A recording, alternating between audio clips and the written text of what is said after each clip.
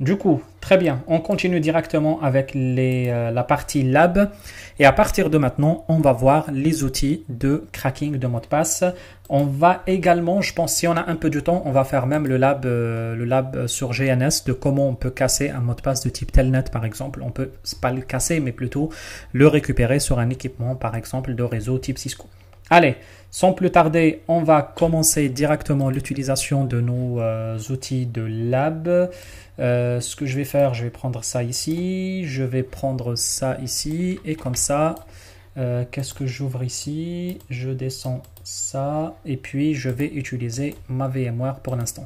Petit détail, si vous avez suivi comment j'ai fait le lab depuis le début, je pense que vous avez dû remarquer que j'utilisais toujours VirtualBox. Je pense que je suis de plus en plus convaincu que VirtualBox n'est pas vraiment conçu pour les machines Windows. Je pense que c'est la dernière fois de ma vie que je vais installer une machine Windows sur un VirtualBox. Ça rame beaucoup, ça bloque. Pour installer, ça fait des problèmes. Bref, ça je le dis, c'est résultat des années et des années d'expérience. Généralement, je préfère utiliser le VirtualBox parce qu'il est gratuit, open source, etc. Comme ça, pour les étudiants, c'est un peu plus simple à utiliser. Mais bon, j'arrive en quelque sorte à une conviction que l'utilisation de cet outil, c'est pas terrible. C'est bien pour des machines type Linux, mais pour les machines type Microsoft, il faut vraiment partir sur VMware ou encore Hyper-V. Si vous avez suivi ou si vous pouvez suivre la formation que j'ai faite ici sur la partie par exemple Windows Server, vous allez voir que on a installé, on a déployé sur carrément un Hyper-V qui est gratuit, qui est très facile à déployer, qui est très facile à faire. Perso, je préfère même l'Hyper-V, mais bon, peu importe, moi cette fois j'ai utilisé le VMware, c'est pas grave. Alors, ce que je vais faire, on va faire un petit tour rapide sur les différents outils qui puissent exister. Le premier le premier outil assez important, c'est le Password Dump Set, c'est le PW Dump Set, et c'est un outil qui est très performant, qui permet la récupération de la table SAM, la récupération de la table des hashes de mot de passe. Comment on peut le faire?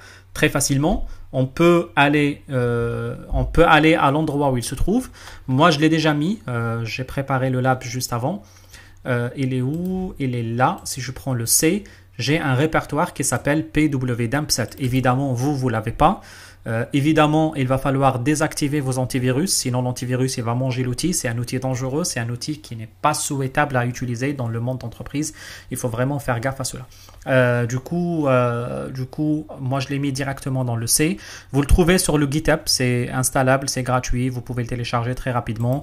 Je pense que vous n'avez pas besoin que je vous montre comment vous téléchargez un outil. On peut faire juste pwdump set GitHub et vous allez le trouver très facilement. Du coup, il est là, le premier lien que vous allez, il est là.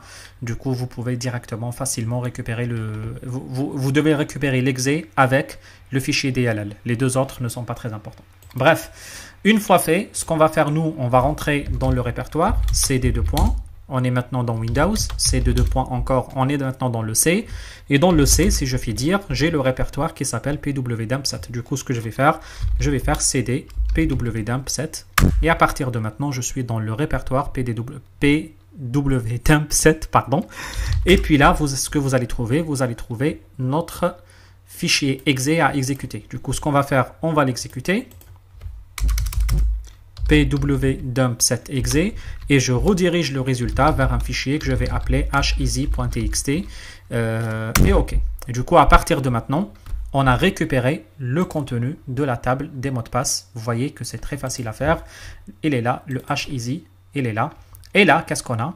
On a le compte administrateur avec le hash de mot de passe utilisé, invité, et puis deux comptes vides, et puis on a le compte admin, en sachant que moi j'utilise le compte admin pour accéder à ma session. Du coup, en quelque sorte, on a pu, il est là, vous voyez le compte admin que j'utilise, on a pu récupérer le compte admin avec le hash de mot de passe utilisé. Alors, à partir de maintenant, il est possible d'exploiter ce hash. Du coup, comment exploiter ce hash? Il y a différentes façons de le faire. Par exemple, il y a Lofcrack, qui est un outil qui permet également de faire cela. Attention, Lofcrack, ce n'est pas vraiment aujourd'hui l'outil le plus adapté. Moi, ce que j'ai fait, j'ai fini par chercher sur le net un article qui parle de mot de passe de HLM. Rappelez-vous ce qu'on a dit sur la partie théorique. On a dit qu'il y a les HNTLM et les HLM. Et du coup, les HLM, c'est les versions les plus anciennes. Et c'est ce qui fait qu'aujourd'hui, l'outil Offcrack, il récupère plus les HLM. À ma connaissance, on ne peut pas récupérer les H1TLM avec l'Offcrack, pardon. Vous me corrigez si je me trompe, je ne sais pas. En tout cas, l'Offcrack, je l'utilisais à l'époque avec Windows XP, Windows Vista, ça marchait super bien. Windows 7, je ne me rappelle plus, mais je crois pas. Et puis depuis le Windows 8, je crois même depuis le Windows 7 que ça marche plus. Et puis depuis le Windows 8, je suis sûr, ça ne marche plus. J'arrive plus à récupérer des mots de passe avec. C'est pas grave, je vais vous le montrer quand même comment ça fonctionne. Mais sachez que c'est pas vraiment l'outil le plus adapté à de l'utilisation de type de mot de passe NTLM. Est-ce qu'il y a une façon de faire? Je ne sais rien. Ce que j'ai fait, j'avais fait un petit tour sur leur site. Je ne sais pas où il est leur site. Je ne sais pas. Peut-être que j'ai même fermé la page. Offcrack, il est là. Du coup, ici, vous allez trouver les différentes tables de mots de passe que vous pouvez télécharger pour utiliser. Les tables de hash. En tout cas, il y en a deux qui sont par défaut utilisées dans l'outil. Si vous voulez ajouter plus, vous pouvez le faire, il n'y a pas de problème. Après même, vous pouvez récupérer, vous voyez, All Free XP Tables, vous avez 17 Go quand même. Ça fait quand même une table, une sacrée table que vous pouvez télécharger via le torrent. Pareil, sur les Vista, vous avez quand même une table de 11 Go et vous avez même la table Pro qui fait 2,3 Tera. Pour dire, je pense pas qu'ils ont oublié un mot de passe ici. Mais par contre, je crois que ça fonctionne qu'en LM, pas en NTLM. Je vous laisse vérifier, je ne sais pas. Personnellement, je n'ai pas vérifié, mais je vais quand même vous montrer l'outil, comment il fonctionne. Pour différentes raisons. L'un, c'est parce que l'outil reste intéressant, mais aussi parce qu'il fait partie toujours de la formation CEH. Alors, je vous le montre, c'est pas grave. Alors, qu'est-ce qu'on fait là? On prend l'outil Offcrack ici et à partir de là, on va charger notre fichier. Du coup, il y a différentes façons de faire. On peut charger juste un hash, on peut charger un pwdump file. Du coup, ici, vous pouvez aller dans le C. Vous avez compris le principe, le C, ici, le pwdump et puis vous avez le fichier ici, le hash easy. Vous voyez? Du coup, vous pouvez faire comme ça et récupérer le fichier de la liste des mots de passe. Du coup, libre à vous de faire comme ça. Ce que vous pouvez faire également, moi, comme je vous ai dit, j'ai trouvé aussi un hash sur Internet qui était donné, par exemple, ici dans cet article qui explique le principe de ce hash. Et comment, d'ailleurs, même, il explique comment il fonctionne le hash. Hein. Vous voyez, comment il est converti, etc. Et puis comment on rentre les clés, etc. Comment on passe le chiffrement. Moi, j'évite de rentrer dans ces détails théoriques. Sachez juste qu'il existe et comment il fonctionne. J'ai envie de dire, c'est beaucoup. Je prends ce hash-là. Et on va essayer de récupérer le mot de passe qui est associé à ce hash. Du coup, je pense qu'il est possible de le faire également. On peut rentrer un hash ici. Il est là, vous voyez? Du coup, on a la totalité des hashes. Qu'est-ce qu'on fait? On ajoute les tables. Du coup, moi, j'ai déjà ajouté parce que j'ai testé l'outil. Si vous voulez les retirer, vous pouvez les retirer. En tout cas, si vous voulez les ajouter, il va falloir juste faire ici install. Même si vous voulez, on peut faire l'exemple, hein. On peut venir ici dans Offcrack et télécharger une des bases peut-être les plus faibles. VistaFree, on l'a déjà. Peut-être une base qui pèse pas très lourd. Il n'y a pas, et je crois, elles sont toutes des 700, des 800 mégas, ça mettra du temps. C'est pas grave, bon, en tout cas, elles sont là. Vous pouvez les sortir, les disable, etc. Vous pouvez les enlever, vous pouvez les activer comme ça. Il n'y a pas de souci là-dessus. En tout cas, il suffit de faire install et d'aller chercher l'endroit où il se trouve. Par exemple, ici. Moi j'ai là Password Cracking Tool, j'ai l'Offcrack ici, x86, elles sont là. Vous voyez, il y a deux tables, la table VistaFree et la table XP FreeFast. Après, il suffit juste de cliquer, sélectionner un dossier et c'est bon. Et ça monte ici. Ok, en tout cas pour moi c'est déjà fait, c'est bon, j'ai pas besoin de faire encore plus. À partir de là, vous allez faire quoi? Vous allez faire crack. Et puis, il va essayer de craquer les mots de passe en bas. Vous voyez, il est en train de tourner. En tout cas, ça ne va pas fonctionner pour les autres parce que, je répète, les mots de passe ne sont pas des LM, ne sont pas des NT, mais sont des NTLM qui sont... Oula, qu'est-ce qui se passe? Je pense avoir perdu l'outil. Il a dû cracher. Ouais, il a dû cracher, c'est pas grave. On va refaire single hash. On va mettre le nôtre. Et puis, on va load le pwdump file. Il est là. Ok, je vais arrêter de trop bouger l'outil, crack, et on va lancer l'opération. Comme je vous ai dit, vous voyez ici le LM, vous avez le NT, on n'a pas les NTLM. Vous voyez que ça manque aussi cette partie-là ici. C'est ce qui fait que l'outil ne va pas pouvoir récupérer les mots de passe qui sont NTLM sur Windows 10. Si vous voulez vous amuser, il suffit de trouver une machine virtuelle XP sur Internet et vous pouvez faire les mots de passe sur cette machine et puis vous allez voir qu'il est facile de les casser comme ça. Bref, on va attendre quelques instants. Et là, vous voyez, le mot de passe, il sort. Artiflow, c'est le mot de passe qui a été utilisé. Vous voyez, le mot de passe a été cassé en LM. Il y a le NT également, il y a le LM, et puis il y a le NTLM qui est le plus complet. Du coup, si je cherche ici sur le site web en question où j'ai trouvé le mot de passe, c'était le mot de passe, je crois, Artiflow, qu'il avait utilisé. Du coup, je ne sais pas où il était, mais il a dû le dire quelque part dans son article, mais bon, peu importe. Artiflow, ouais, du coup le mot de passe est Artiflow 23 ou Artiflow, quelque chose comme ça. À partir de là, vous voyez, on a pu sortir le mot de passe Artiflow 23. On avait les deux H ici. Et puis les autres, ça ne va pas sortir. En tout cas, ça ne va pas fonctionner. Peu importe, tant pis. L'essentiel que vous avez compris comment ça fonctionne globalement. Aussi, est-ce qu'il y a un moyen de générer une table arc-en-ciel par nous-mêmes? La réponse est évidemment oui. Du coup, il est possible de gérer par nous-mêmes. Il y a des outils qui permettent de faire cela sur Windows, mais il y a aussi un outil qui permet de faire cela, qui permet de créer cette opération, cette tâche-là, sur le Kali Linux. Du coup, sur le Windows, je ne sais pas si on va l'attendre terminé ou pas, comme vous voulez, mais j'ai envie de dire que, bon, on peut revenir après, mais ça ne va pas fonctionner en tout cas, rassurez-vous. Du coup, parmi les outils, comme j'étais en train de dire, il y a l'outil qui s'appelle Arc-en-Ciel ou l'outil Rainbow Crack ici. Et c'est l'outil qui permet de générer des tables arc-en-ciel. Du coup, là, vous pouvez lancer l'outil. Attention, quand vous lancez l'outil, parfois, ça peut vous afficher un message d'erreur comme quoi il faut installer le Visual Studio C++. Il va vous dire qu'il y a un DLL qui manque, il suffit de chercher sur Google. Microsoft va vous donner le lien pour installer un petit correctif que moi j'ai installé. Il est... bon, ça je vais le mettre ici, comme ça j'aurai pas besoin de garder cette page. Dans le téléchargement, ici, vous allez trouver le VC Credist. C'est rien, hein, c'est juste un visuel C++ à mettre à jour. Bref, du coup, qu'est-ce qu'on peut faire là-dessus? On peut voir la Rainbow Table, on peut chercher des tables, vous voyez. Ici, il est possible de chercher des tables à récupérer. Par exemple, ici, on peut aller directement récupérer les tables que nous avions déjà dans Lovecrack. Et ici, vous voyez, on a des tables ici qu'on peut ouvrir et utiliser. Aussi, sinon, vous pouvez, il est possible que d'ajouter des tables par vous-même. Du coup, comment ajouter des tables par vous-même? Du coup, non, mais c'est pas l'outil. Pardon, je me trompe là. Add hash, on peut ajouter le hash ici. Et puis là, par exemple, on peut prendre l'autre hash en question. Ou même prendre celui-ci ou prendre l'autre qu'on a déjà utilisé. Il est où? Il était là, celui-ci. Non, c'est pas ça. Il était là. Du coup, on va le prendre. Qu'est-ce que j'allais dire? On peut prendre le hash ici et le mettre ici. Et à partir de là, on va pouvoir lancer l'opération.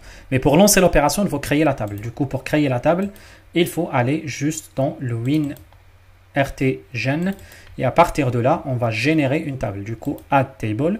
Et ici, il va nous donner les différentes, il va nous demander les différentes informations qu'on souhaite ajouter. Vous voyez, vous avez le type de hash. Nous, on peut dire par exemple hash de type NTLM. Comme ça, on utilisera un hash plus sérieux. La taille minimale, la taille maximale, on peut partir sur des mots de passe de, par exemple, de 3 jusqu'à 8 ou jusqu'à 7 caractères. L'index, on peut laisser 0. La taille de chaîne. Et puis, combien de mots de passe on peut générer? En tout cas, il vaut mieux, dans le cadre de Lab, faire un petit minimum, par exemple, un petit 100 000 ou quelque chose comme ça. Et puis, le type de caractère. Du coup, vous pouvez, ici, il va vous dire de quoi il est composé le mot de passe. Est-ce qu'il est composé juste de caractère alpha? Est-ce qu'il est composé de caractère alpha-digi numérique, alpha numérique avec des espaces, avec des caractères spéciaux, etc., etc. En tout cas, vous avez compris le principe. À chaque fois que vous mettiez plus, vous aurez plus de chances d'avoir des mots de passe plus diversifiés. Mais attention, il faut augmenter encore le chiffre ici parce que les probabilités baissent. Du coup, on va faire OK. Et à partir de là, on va pouvoir lancer notre création de la table. Et puis, vous voyez, il est en train de nous générer une table ici. Ça va mettre un peu du temps. On a créé 100 000, je crois. Oui, ça fait quand même un sacré chiffre. En tout cas, vous avez compris, dans les attaques réelles, ça fera plusieurs centaines de milliers, voire plusieurs dizaines de millions. Ça pourra aller à des chiffres qui sont encore beaucoup plus importants que cela. Du coup, là, vous voyez que juste pour 100 000, ça mettra quand même quelques secondes, voire quelques minutes pour créer la table. Mais pour des chiffres qui sont encore beaucoup plus importants, l'opération risque de prendre encore beaucoup plus de temps. À partir de là, qu'est-ce qu'on est en train de faire? On est en train de créer une table arc-en-ciel, autrement dit une table de type Rainbow Table. Et le but de cela, c'est on va utiliser cette table maintenant pour essayer de casser des mots de passe ou pour essayer de récupérer des mots de passe de type NTLM. Tant qu'on a fait du NTLM, moi je vais utiliser ces haches-là. Du coup, je vais prendre ça. Sur l'autre outil, il est où? Il est là. Je prends ça. Je fais OK. Et puis je prends le deuxième. Pareil, add et je fais OK. Allez, en attendant que ça se termine, je vais profiter pour boire un verre d'eau, pardon, un peu d'eau et je reviens. Allez, j'arrête la vidéo et je reviens. Allez, on est à plus de 90%, je pense que ça doit y aller. Après, juste pour info, sur l'autre outil qu'on était en train d'utiliser, le Rainbow Crack, il est possible également de monter des fichiers carrément. Vous voyez le NTLM, notre fichier NTLM, il est possible de le mettre carrément. Là, par exemple, on peut aller ici dans le bureau et prendre le hash easy en question. Et là, vous voyez, il va mettre la totalité des hashes qu'il a récupérées. Vous voyez que quand même, ça reste possible. Vous pouvez également récupérer une liste de LM. Du coup, il est bien de savoir faire la différence entre les deux, c'est très important. Ici, c'est bon, il a récupéré le NTLM, alphanum, etc. Du coup, NTLM, alphanum, etc. Elle est là. Du coup, on a la liste de hash qui sont là. Et puis, à partir de là, ce qu'on va faire, on va essayer de récupérer la table en question. OK, la table est ouverte. Et puis, à partir de maintenant, il nous dit qu'il a trouvé une table de type Rainbow Table et à partir de là, il va essayer de récupérer, il va essayer de casser le mot de passe, il va essayer de récupérer les informations. Du coup, ce qu'on va voir, bon, le résultat qu'il a donné, c'est que il a trouvé 0 sur 7. C'était en tout cas peu probable qu'il arrive à trouver quelque chose. Mais vous avez compris le principe. Si vous voulez vraiment réussir l'opération, il faut mettre des tables avec 100 millions, 50 millions, quelque chose comme ça. Si vous voulez, dans les TP, dans les exercices, vous amuser à le faire, essayez de le faire. Je vous encourage. Même d'ailleurs, il faut le faire carrément. Vous aurez encore beaucoup plus de chances d'essayer de réussir à casser des mots de passe. Encore, il est possible de faire les mêmes opérations sur Kali Linux. Vous allez voir que sur le Kali, c'est quelque chose qui est beaucoup plus simple et beaucoup plus facile à utiliser. Sur le Kali, il est possible juste en utilisant le terminal. Qu'est-ce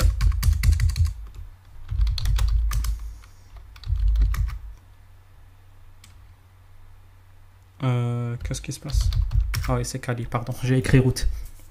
À partir de là, ce que vous pouvez faire, vous pouvez utiliser le même outil qui s'appelle RTGen. Du coup, RTGen, attendez, tac, RTGen, non, il n'y a pas le RTGen, apt, du coup, ce que je vais faire, je vais essayer de faire un apt update.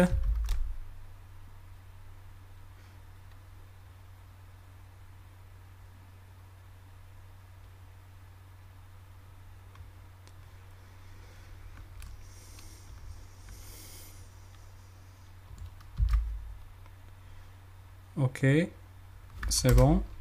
apt install RTGen. Oula, qu'est-ce qu'il fait?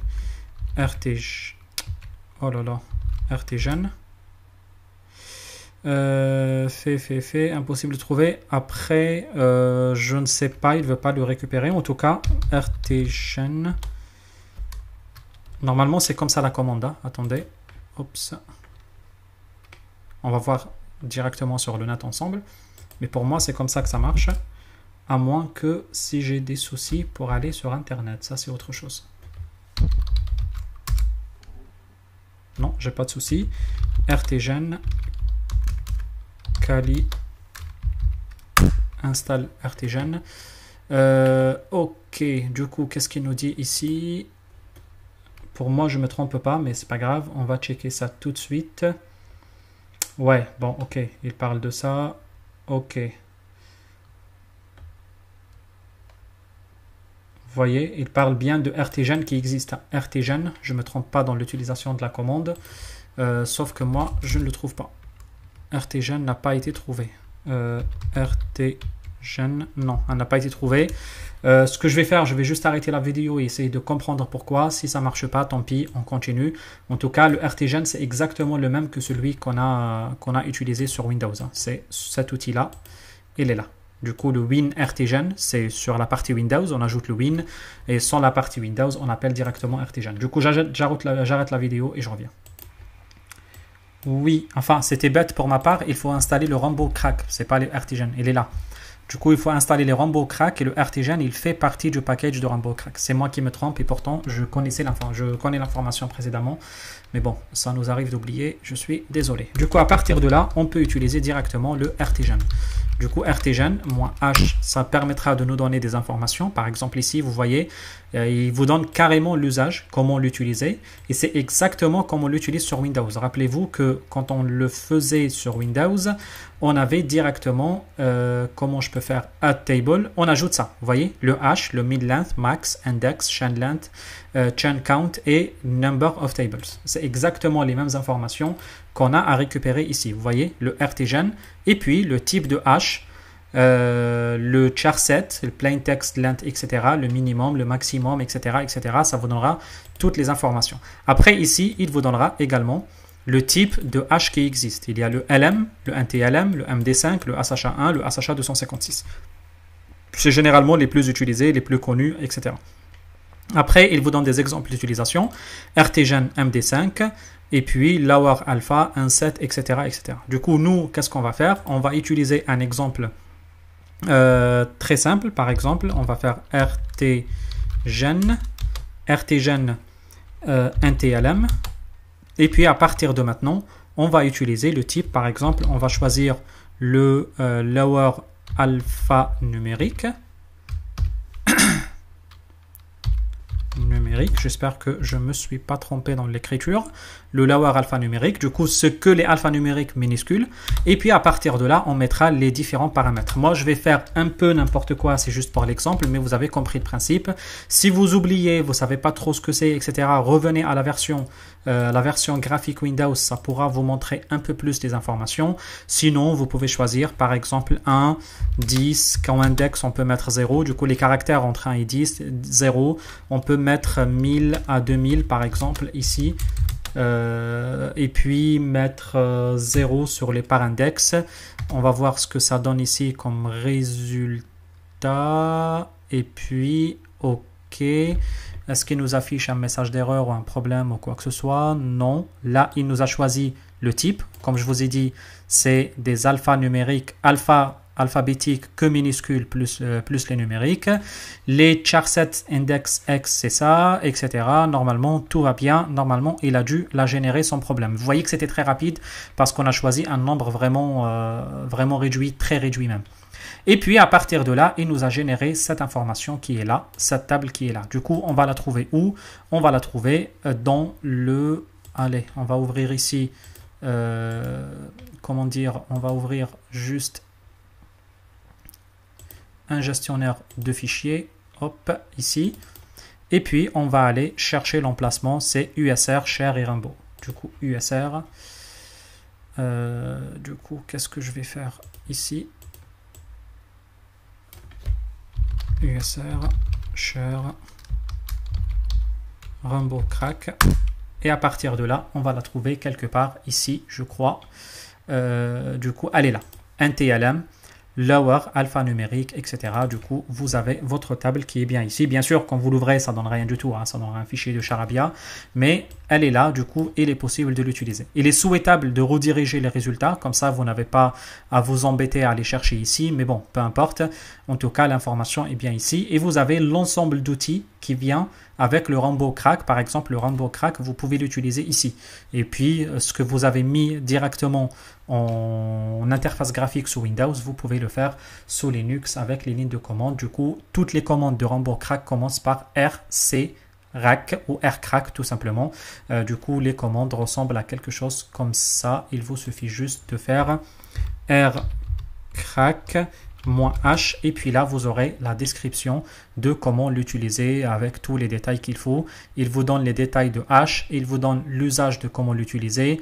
Par exemple ici, il suffit juste de l'exécuter, rcrack avec le chemin d'accès, et puis vous choisissez le type de protocole et vous choisissez le fichier en question que vous voulez casser, ou la liste des mots de passe que vous voulez casser. Vous voyez que l'utilisation est très simple, il n'y a rien d'extraordinaire là-dessus, il n'y a pas de souci spécifique. Le chemin, vous mettez le chemin vers la Rainbow Table, c'est carrément la Rainbow Table, et puis voilà, vous allez pouvoir lancer ou utiliser l'outil sans aucun problème là-dessus.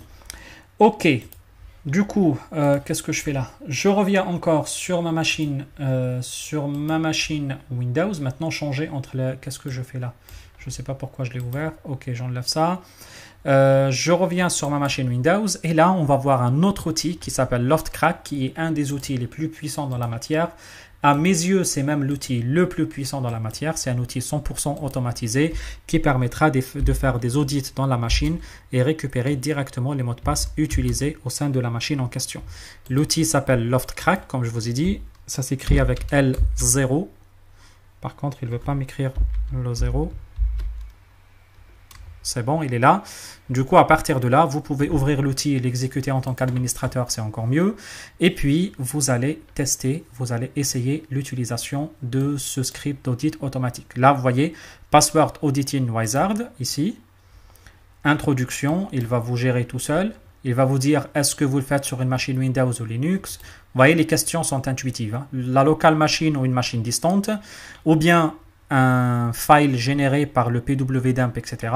Du coup, là, si vous avez volé un fichier pwdump, je dis volé parce qu'on fait du hacking, bien évidemment que ça soit éthique, pas le hacking l'autre, mais on dit bien prendre un fichier quelque part qui traîne. Sinon, une machine à laquelle vous avez l'accès distant parce que vous avez fait la phase de scanning et récupéré tous les ports qui sont ouverts, ou bien votre machine en question. Du coup, là, on va utiliser la machine en question. On va rester ici. On va y faire un quick password audit ou bien des opérations communes ou plus avancées ou encore même plus personnalisées. On va laisser tel qu'il est et puis on va display, on va lancer run immediately, on va lancer immediately, finish et puis on va lancer l'opération. Et vous voyez l'outil, il va lancer l'opération de cracking de mot de passe, ça va tourner et hop, il nous casse le mot de passe. Vous voyez, la session, le mot de passe de ma session, c'était admin.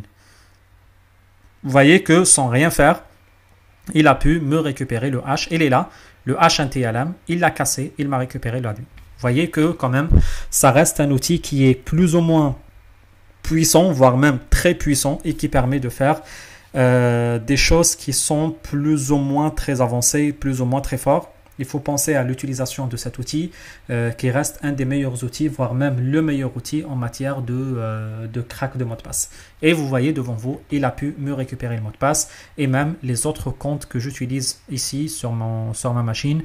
Et c'est des comptes qui n'ont pas de mot de passe. Du coup, c'est des comptes qui étaient récupérés vides. Ok, très bien. Alors, parmi les outils, je préfère vous le montrer. J'ai un article, j'ai cherché sur le net rapidement un article, mais malheureusement, j'ai pas pu le dérouler parce que j'ai pas eu le temps. Mais quand même, il est fortement souhaité que vous le checkez. C'est l'outil, un des outils aussi les plus dangereux dans la matière. J'ai envie de dire aussi, c'est aussi dangereux que l'autre, même c'est un peu plus parce qu'il est en ligne de commande et qu'il est très difficile, très compliqué d'ailleurs à faire. Ah, il a sauté. Il a sauté. Bizarre parce que pourtant le Defender, je comprends pas pourquoi le Windows Defender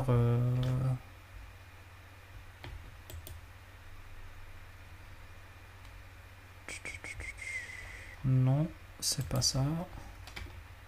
Ouais, pour moi il n'y a pas le pare-feu.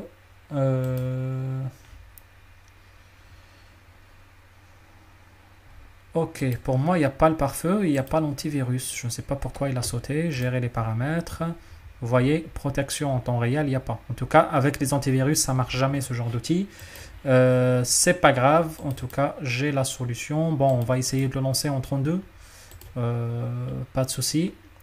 L'outil, c'est le Mimikatz. c'est un des outils, comme je vous ai dit, les plus complets dans la matière, et c'est un des outils qui permettent de faire des attaques, les attaques de sécurité les plus complètes et les plus dangereuses. Du coup, il permet de faire, comme je vous ai dit, beaucoup de choses. Par exemple, il permet d'attaquer les tickets Kerberos. Rappelez-vous, on a parlé des tickets Kerberos que vous récupérez. Par exemple, il permet de créer ce qu'on appelle les golden tickets qui permettent l'usurpation d'identité à l'échelle de domaine. Il permet de faire la création, ce qu'on appelle des tickets d'argent. Les tickets d'argent donnent l'accès à des services spécifiques. Et puis ça, vous voyez que c'est quand même pas possible de faire. Il permet de créer des tickets de confiance qui permettent également qui sont utilisés pour accéder à des ressources sur plusieurs domaines en tirant parti des relations de confiance en utilisant une commande bien spécifique dans l'outil. Il permet également d'avoir des fonctionnalités supplémentaires de Kerberos, comme il permet de lister les billets ou lister les tickets ou les tokens d'accès existants. Il permet de passer le cache, il permet de purger la liste complète des tickets existants de Kerberos.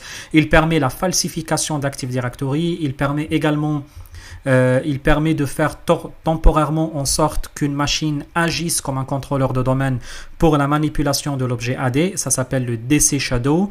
Il y a le DC Sync. Ça permet d'imiter carrément un DC et demander des données et des mots de passe. Vous voyez que quand même c'est un outil qui est très complet et très dangereux.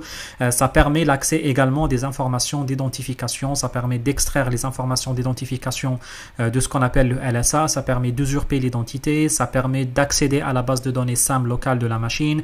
Ça permet de décrypter les clés secrètes. Bref, ça permet de faire énormément de choses. Ça permet également de faire la montée de privilèges ou l'élévation de privilèges. Par exemple, ça permet d'acquérir des droits de sauvegarde, ça permet d'acquérir des droits de débogage ou même du dumping d'informations, de manipulation de SID des jetons utilisés sur les machines. Bref, c'est un outil qui est vraiment très complet qui permet de faire énormément de choses en ligne de commande très facilement et très rapidement. Par exemple, vous avez la commande la plus simple dans l'outil qui permet de voir le niveau de privilège que vous avez. Du coup, privilège debug, ça vous permettra de dire que vous avez le privilège 20, que c'est OK pour vous. Si vous avez du secure LSA, vous pouvez essayer de lister logon passwords. Vous pouvez lister la liste des passwords utilisés. Ça vous affiche un problème, mais ce problème-là, on peut le résoudre. Justement, je l'ai résolu sur la 64 quand j'ai checké l'outil, mais malheureusement, la version 64, je l'ai perdu. Je crois avoir des liens quelque part qui traînent, mais je ne sais pas où ils sont. En tout cas, l'erreur en question, elle est là, et j'ai trouvé la réponse ici. Du coup, ici, dans cet article, la réponse est très simple, le principe est très simple. Depuis le terminal, on exécute l'outil et puis à partir de là, on passera cette petite commande point d'exclamation plus. Il y a une explication, mais peu importe, c'est pas le but. On supprime carrément le fichier en question qui nous pose problème, le LSAS, le fichier exe qui nous pose problème, et puis à partir de là, il est possible d'insérer la commande. Et comme vous insérez la commande, il vous donnera la liste des logon passwords complets ou la liste des logons existants sur la machine. Du coup, vous voyez, vous pouvez même faire des elevate de privilèges, vous pouvez voir votre niveau de privilège, vous pouvez récupérer le logon password et même vous aurez quelques types de commandes, des choses que vous pouvez utiliser sur l'outil. Sur le Mimikat, le Hacktrick, vous avez un lab complet de l'outil, comment l'utiliser. Je vous conseille de le faire, vraiment, je vous conseille de le faire. Il est souhaitable d'avoir un AD installé, un petit contrôleur de domaine installé. Vraiment, j'ai pas eu le temps de monter tout le lab, mais c'est un outil qui reste quand même parmi les outils les plus complets dans la matière. Allez, un dernier tour. Je ne sais pas si j'ai le GNS3 installé. Je ne l'ai pas utilisé sur cette machine depuis très longtemps. GNS3 exécuté en tant qu'administrateur. On va le lancer. Le but, ça sera de faire une dernière simulation avec le GNS. Je crois qu'il va me lancer la VM automatiquement parce que moi je l'installe sur la VM GNS. En tout cas, si ce n'est pas démarré, je peux la démarrer. GNS3 VM, elle est là. OK. Et puis à partir de là, on lancera notre projet ou pas. Qu'est-ce qu'il nous dit? Alors, qu'est-ce qu'on va dire ici? On va dire lab SSH, quelque chose comme ça. OK. GNS3, nouvelle version, etc. Bon, je vais dire OK, je vais la télécharger après. C'est intéressant d'avoir toujours la dernière version des outils. On va lancer l'outil. En tout cas, il nous dit que la VM ne démarre pas. J'ai envie de dire, si le routeur démarre, on s'en fout. C'est bon, le routeur démarre, on s'en fout. En tout cas, c'est toujours souhaitable de l'utiliser sur la VM. C'est la première fois de ma vie, je pense, depuis que la VM existe, que je ne l'utilise pas sur la VM. Mais c'est pas grave, c'est pas le moment d'aller s'embêter sur ce genre de choses. Alors, on va le brancher ici sur la carte Wi-Fi. J'imagine bien que c'est celle-ci. Je vais voir ce que ça donne. Si j'ajoute toutes les cartes, qu'est-ce qu'il me dit là? Wi-Fi interface may not work properly. It's recommended to use wired, etc. etc. Ok, j'ai envie de dire c'est pas ton problème, mais ça sera mieux de me l'ajouter. Je vais dire add all. Très bien, la carte Wi-Fi elle est bien là. Ok, ok, c'est pas grave. Ce qu'on va faire, on va faire comme ça, delete. On va revenir encore une fois. Non, pardon, avant de revenir, on va encore double-cliquer, ajouter les cartes spécifiques, add all, apply, ok. Et puis dans ce cas-là, on va le remettre à nouveau sur la carte Wi-Fi. Et c'est bon, ça remonte très bien. Après, qu'est-ce qu'on va faire? On va lancer la console. C'est bon, toi. On va lancer la console ici. Et puis à partir de là, on attend un peu. Il démarre le routeur, très bien. Conft, interface Gigabit Ethernet, je crois qu'on l'a appelé Gigabit Ethernet 00. On peut faire comme ça, on affiche la liste des cartes, oui, c'est Giga 00. Très bien, interface Gigabit Ethernet Giga 00. Et à partir de là, qu'est-ce qu'on fait? On ajoute une adresse IP. IP adresse 192.168.1.100 par exemple, avec 3 fois 255.0, un petit no shutdown, exit, et puis on configure la sécurité.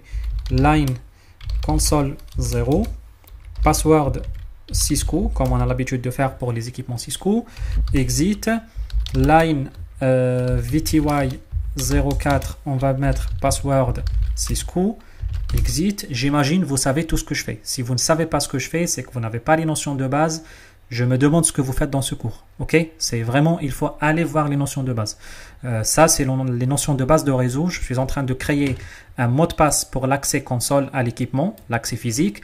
Et là, c'est un mot de passe pour l'accès à distance. Du coup, si tu ne connais pas ça, il est vraiment inutile de faire des cours sur le hacking. Il faut aller voir vraiment les notions de base. Ok, du coup, qu'est-ce qu'on a ici? On a, je crois, avoir tout fait. Non, enfin, à force de parler, j'ai oublié une commande très importante. Line console 0.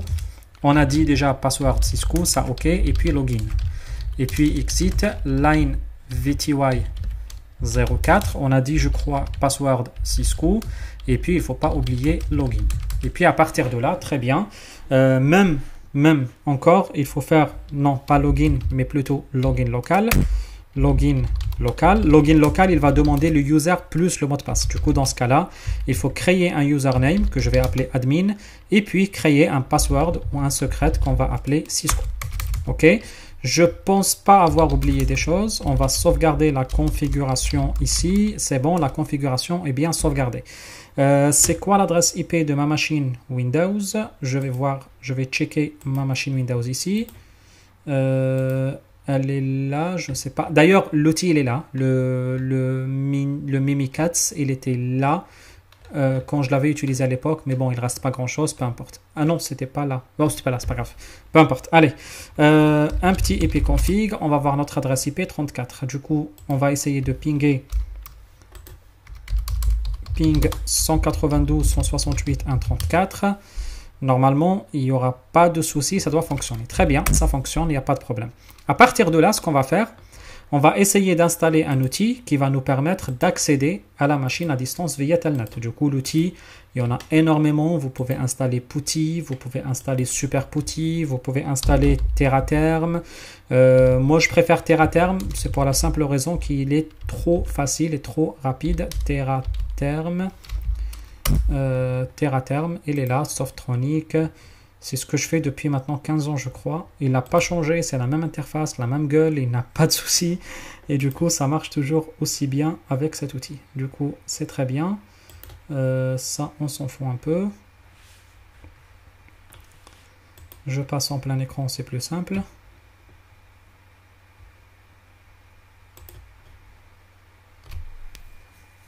Et on va télécharger l'outil. Oula, ça rame un peu.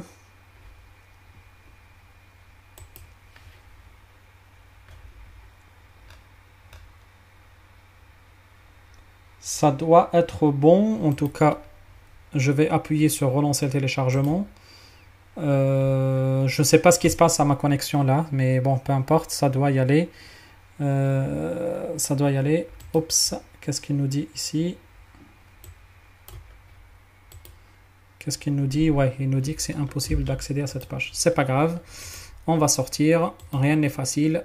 Même l'installation de l'outil le plus simple au monde. C'est pas grave. On va sortir. On va ressortir encore. Et ressortir et ressortir. On va voir sur le 01 net. Et puis à partir de là, on va télécharger le TerraTerm.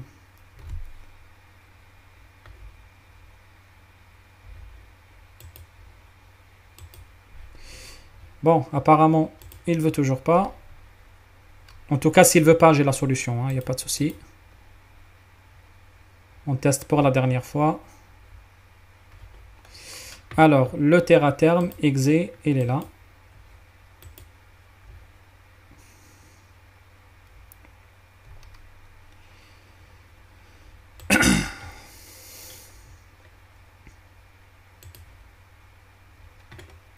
C'est quoi toutes ces histoires pour installer un outil aussi simple que ça? Bon, peu importe, allez. Allez, je vais faire encore mieux que ça. Je vais aller sur la machine physique. On s'en fout de la machine virtuelle. Et ici, je vais récupérer le TerraTerm. Il est déjà installé depuis longtemps. Très bien. Alors, le 100, on va accéder via Telnet. Mais avant de faire, j'allais oublier, il faut lancer le Wireshark. Du coup, là, on est en train de voir l'attaque de type...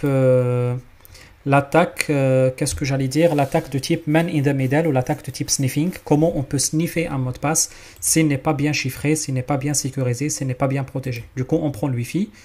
On va lancer sur le Wi-Fi. On va faire un petit IP adresse égale quelque chose comme ça. 192.168.1.100. Très bien. Il est là. OK. Et puis à partir de là, ce qu'on va faire, on va faire telnet et on va lancer notre telnet. Username, il est là. Qu'est-ce qu'on a ici comme user? On va mettre admin. On va mettre notre password qui est Cisco. On attend un peu. Et on est connecté sur le routeur. Du coup, on fait enable. On fait le Cisco ici. On fait un petit showrun comme ils font tous les administrateurs réseau. Un petit showrun ici. Et on affiche les commandes de showrun. Vous voyez, on est en train d'utiliser, de manipuler le routeur de la façon la plus normale possible. Vous voyez que c'est pas, il n'y a rien d'extraordinaire ici. On est juste en train de manipuler le routeur. Sauf que le hacker derrière est en train de récupérer les informations, est en train de sniffer les informations qui circulent entre les deux parties. Et puisque les informations circulent en clair entre la source et la destination, malheureusement, vous voyez ici, entre le 100 et le 18, vous voyez que le 100 est en train d'envoyer des datas vers le 18. Malheureusement, vous pouvez bien deviner que il est plus ou moins facile d'aller récupérer le trafic. Du coup, on peut analyser le trafic et puis follow ou suivre le trafic TCP ici. Et à partir de là, il sera de plus ou moins facile. Vous voyez devant vous, le password, il est là, c'est Cisco. Cisco, il est là, le password Cisco qu'on a inséré. Ici, c'était un tout petit peu cassé, mais vous pouvez le deviner très facilement. Le password et tout ce que nous avions inséré comme commande. Vous voyez? Et on peut même inspecter encore plus la data et récupérer encore plus des informations si nécessaire. Et vous voyez, tous les échanges entre le 18 et le 100 ne sont pas sécurisés, sont déchiffrés même. Et vous voyez, une attaque de type man in the middle ou une attaque de type sniffing est plus ou moins facile dans ce genre de situation. Est-ce qu'il y a un moyen de sécuriser ça? Évidemment, si on utilise le SSH, par exemple, et si on renforce la sécurité de mot de passe. Rappelez-vous qu'il ne faut pas utiliser des mots de passe écrits en texte clair. Rappelez-vous parce que ici, si je prends ici, dans le Showrun, il y a le mot de passe quelque part qui traîne. Ils sont là, vous voyez. Username, admin, password, Cisco. Et même si vous renforcez la sécurité, on a fait déjà l'exercice, je ne pense pas que c'est utile de le refaire une deuxième fois dans les cours de réseau, mais c'est pas grave, on peut le refaire. Exit ici, on peut faire show running config. Vous voyez que le mot de passe, il traîne ici très facilement. Il est là, il est là. Du coup, on peut ajouter la commande service password encryption. Et à partir de là, normalement, si vous checkez le mot de passe, vous allez voir que le mot de passe est bien chiffré et bien sécurisé. Malheureusement, ce n'est pas plus sécurisé que ça parce que vous pouvez facilement récupérer le mot de passe et puis vous allez faire ici decrypt Cisco 7. Et à partir de là, sur FrameIP par exemple, et les exemples, il y en a beaucoup, il est très facile de récupérer votre mot de passe comme ça et vous aurez le Cisco 7 ici. Vous voyez? Du coup, il est souhaitable de renforcer le mot de passe en retirant cette commande, no enable password, et partez sur une commande plus sécurisée comme enable secret plutôt et Cisco. Est-ce que dans ce cas-là, le mot de passe est très sécurisé? On va voir ça, parce que le mot de passe dorénavant est haché, et on a dit souvent que quand on a un hash, il est impossible de pouvoir casser des hashes. Il est totalement impossible de pouvoir casser des hashes. Et du coup, on peut voir cela très rapidement. En tout cas, l'exercice, on l'a déjà fait. On l'a déjà fait même dans le cours de reconnaissance, je crois, si je me rappelle. Et on l'a fait dans les cours de CCNA. C'est pas grave, on le fait. Chaque chose se fait dans son contexte. Ici, on va dire decrypt Cisco 5. Et ici, on va voir si on va pouvoir... Je vous ai dit, le PC rame beaucoup, c'est pas grave, excusez-moi. Et du coup, à partir de là, si j'insère le hash ici, vous voyez, je récupère Cisco très facilement. Du coup, même si tu as un hash, ça c'est un exemple concret des attaques de type Rambo attaque. Là, qu'est-ce qu'il a fait? Il a pris le hash, il l'a comparé avec les hashes qui existent déjà dans sa table arc-en-ciel. Et puis, c'est bon, l'accès est utilisé, l'accès existant, il connaît le mot de passe déjà. Vous voyez que c'était quand même trop facile à faire. Par contre, s'il ne connaît pas le mot de passe, il va essayer de le brute forcer et là, ça va devenir beaucoup plus sérieux. Par exemple, ici, si je vais faire enable no enable secret, enable s'il te plaît.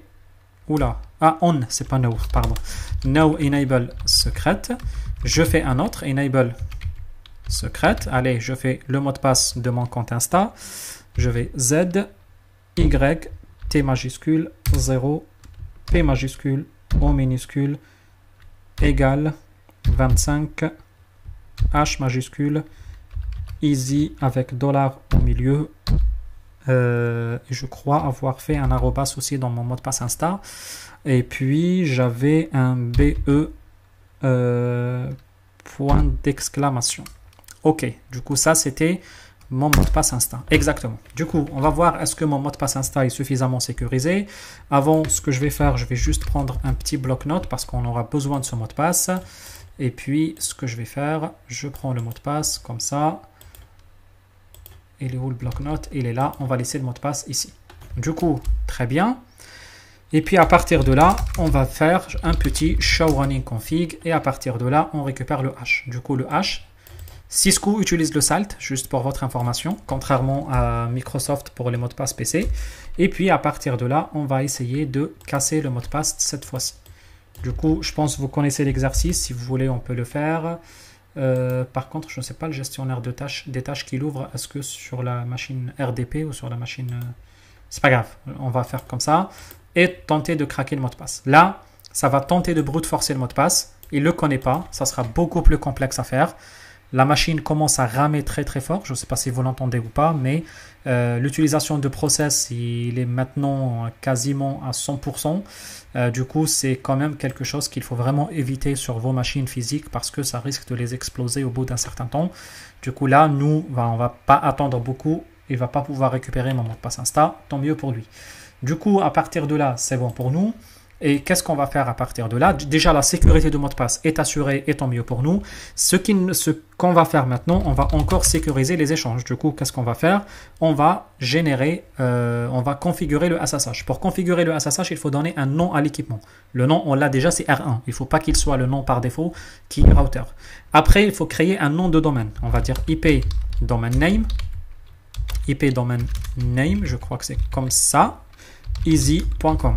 Pourquoi il faut un nom et nom de domaine? Parce qu'on va générer un certificat. Et le certificat, il porte le nom, point nom de domaine. Du coup, le certificat, c'est quoi? Crypto, generate RSA.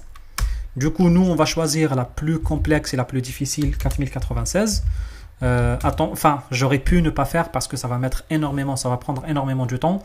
C'est pas grave, on va l'attendre. Pendant ce temps-là, qu'est-ce qui reste à configurer? La version de SSH. Il est souhaitable de le mettre en version 2 au lieu de la version 1 qui est la version par défaut sur les équipements Cisco. C'est pas souhaitable. Elle est même vulnérable. Et puis après, qu'est-ce qu'il faut faire? Dans les types d'accès, il faut supprimer le telnet et mettre à sa place le SSH. Bon, heureusement, là, j'aurais dû mettre le 512. On est juste en train de faire un exercice, mais bon, c'est pas grave, c'est trop tard, c'est fait, tant pis. On va juste attendre un tout petit peu. Je vais même peut-être arrêter la vidéo et boire un petit coup et je reviens. C'est bon, ça a pris quand même beaucoup de temps. Qu'est-ce qu'on a dit? IP SSH version 2 et puis dans la ligne console 0, la ligne console, je dis n'importe quoi, ça commence à faire mal, il est minuit 25, ouais.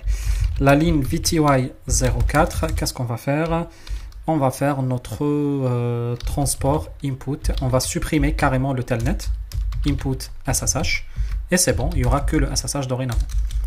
Et puis on sauvegarde notre configuration. Alors qu'est-ce qui va se passer dorénavant? Si je reprends mon terre à terme à nouveau, il est là, je fais mon telnet vers le 100, ça tourne un peu, ça tourne, pas de résultat. Le telnet est supprimé. En tout cas, il n'y a pas de surprise. Il n'y a pas de telnet qui tourne entre les deux machines. En même temps, qu'est-ce que je fais? Je fais IP adresse 100. Je fais OK, c'est bon, on a compris. Terre à terme. On reprend à nouveau. Et puis cette fois-ci, on va le mettre sur SSH. Et puis là, il va nous échanger la clé qui va arriver dans quelques instants. Bon, ça va, ça fonctionne toujours. Nom d'utilisateur, on a dit admin. Le password, on a dit, je crois, Cisco. Et puis, on va faire OK. Est-ce que j'ai démarré ici? Non, j'ai pas démarré. J'ai pas démarré. OK. Et puis là, on va dire Cisco, on va dire OK. Alors, qu'est-ce qui se passe s'il y a des lenteurs? Je refais. C'est pas grave. Terre à terme. SSH. Non, il y a des lenteurs, je ne sais pas pourquoi. Je vais prendre peut-être PuTTY. C'est bon. Alors, on va mettre ici l'adresse IP 192.168.1.100. On utilise le SSH sur le port 22, il n'y a pas de souci ici. Open, on va lancer la session.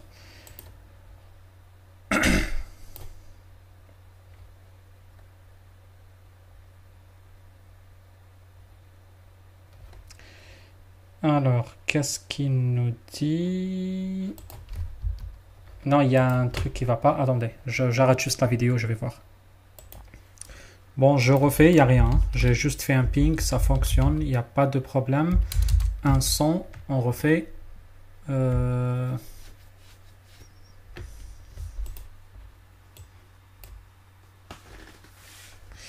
Alors, est-ce qu'on a oublié quelque chose dans le SSH? Non, il y a le user, il y a le mot de passe, il n'y a aucun problème. On va juste sécuriser le user et le mot de passe. On va dire conft no user name admin password. Il y a un username admin, pas besoin de password. Et puis on va dire username admin secrète Cisco. Alors, on a activé le SSH. Normalement, il n'y a pas de souci. Hein. Je fais un ping 192.168.1.18. Pas ici, c'est pas grave. Un petit do au début. Le ping, ouais, vous voyez, il y a des pertes dans les pings. Du coup, ça peut expliquer le problème. Je ne sais pas pourquoi. Il y a des pertes de performance. Là, vous voyez, il y a des pings qui sautent pour une raison que j'ignore totalement. Il y a des pings qui sautent. Là, il y a les 5 pings qui passent.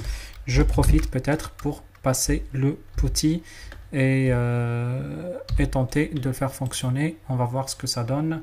Ah, c'est pas ça. Petit, tout ça, c'est des pertes de temps inutiles. Bon, terre à terme, allez. Vraiment, ça perd du temps pour rien et ça commence à m'énerver. Pourtant, c'est des choses qui sont basiques et faciles. C'est pas des choses qui nécessitent quand même tout ce blabla. Je ne sais pas ce qui se passe. Hein. Il y a des pertes énormément de data entre les deux machines. On va voir ici. Tac. Qu'est-ce qu'on a dit? Admin. Cisco. Ok. On va voir si ça passe ou pas, mais bon, vous avez compris là. Ok, on récupère la clé, très bien. Ok, on va attendre quelques instants, normalement ça doit y aller. Il y a des pertes comme ça et je ne comprends pas pourquoi. D'autant plus qu'il y a énormément de requêtes qui circulent de type Destination Unreachable. Vous voyez, il tente d'y accéder sans succès entre les deux machines. C'est pas grave, on va attendre un peu, on va voir ce que ça donne.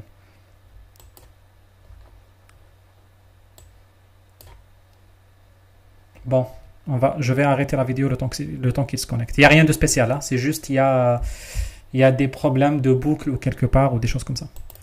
Bon, j'ai fini par réussir. Je vous promets, j'ai rien fait. Hein. J'ai fini juste par insister et pas plus que ça. Après, à partir de là, on fait des commandes de type enable. Là, il y a énormément de soucis réseau. Hein. Vous voyez le nombre de requêtes qui circulent. Ce que je vais faire, je vais juste arrêter ça, prendre les requêtes ici. Et là, vous avez compris le principe, le 100 vers le 18, les requêtes de type TCP ici. Et puis, on va voir les requêtes push. Vous voyez, les push, c'est généralement les SSH. Et on va essayer de capturer le trafic ou d'analyser le trafic dans le but de récupérer le mot de passe comme on a fait avant. Et vous allez voir que ça va mal se passer dans ce cas-là parce qu'il y a le SSH qui sécurise le trafic. Bref, vous avez compris. Là, maintenant, il est presque 1h du matin. Je ne vais pas jouer sur le SSH et pourquoi le GNS génère énormément de flux. Je ne sais pas et je n'ai même pas envie de savoir. Je vais fermer le SSH, je vais fermer le GNS tout de suite. Mais vous avez compris le principe. C'est juste le but, c'est, vous voyez, le but c'est d'avoir une communication chiffrée. Ça montrera l'utilité et surtout l'intérêt d'avoir une communication chiffrée entre une source et une destination. D'autant plus, j'ai envie de dire, c'est des choses qu'on connaît déjà, qu'on a fait dans les labs de CCNA, il n'y a pas de problème, il n'y a pas de souci. C'est des choses qu'on maîtrise déjà, mais je voulais quand même en parler parce que ça fait partie des labs de hacking de mot de passe. Ok, maintenant la question qu'on peut tous se poser, la question légitime que tout le monde peut se poser, c'est qu'est-ce qu'il faut faire pour sécuriser ces mots de passe justement? Qu'est-ce qu'il faut faire pour que le mot de passe de mon instinct ne se trouve pas comme ça sur Internet? Du coup, sur les mots de passe, il faut comprendre qu'une bonne partie est liée à la faille humaine. Ne pas utiliser des mots de passe, par exemple, pour tous les accès. C'est la méthode qu'utilise tout le grand public. Même on la conseille, on dit mais écoute, t'embête pas, fais un seul mot de passe pour tout. Non, justement, il ne faut pas faire un seul mot de passe pour tout. Comme ça, si on te vole un mot de passe, ça va, on t'a volé un accès, pas tous les accès. Ne pas partager aussi son mot de passe. Là, ça fait partie des erreurs des débutants qu'on donne les mots de passe. Ne jamais écrire le mot de passe parce que tu risques de perdre le petit bout de papier et puis tu perds le mot de passe. Ne jamais utiliser les mots de passe par défaut. Et vous avez vu la dangerosité des mots de passe par défaut et aussi les mots de passe faciles et aussi les mots de passe de dictionnaire. Du coup, vous avez vu que tous ces mots de passe sont plus ou moins facilement cassables. Toujours utiliser un système de chiffrement de mot de passe très fort. Vous avez vu l'exemple devant vous avec l'utilisation de SSH. Et puis avoir une politique de mot de passe qui est bien stricte dans le cadre de la stratégie de sécurité de l'entreprise et essayer de la généraliser avec des outils. Par exemple, sur les stratégies de groupe, les stratégies de groupe chez Microsoft, il y a la stratégie de mot de passe et comment il faut gérer, efficacement les mots de passe dans un domaine actif Active Directory. Je pense que j'en ai parlé suffisamment sur cette première partie, mais on l'a terminé, la première partie de Crack System qui est liée principalement à la récupération de mots de passe. Dans la prochaine vidéo, on va voir un peu le Metasploit, l'outil qui permet d'exploiter des vulnérabilités pour faire plus ou moins la même chose accéder à une machine et prendre la main une machine à distance. Sur ce, je vous dis bonne soirée, il est presque 1 h du matin maintenant et à la prochaine vidéo. Salut à tous.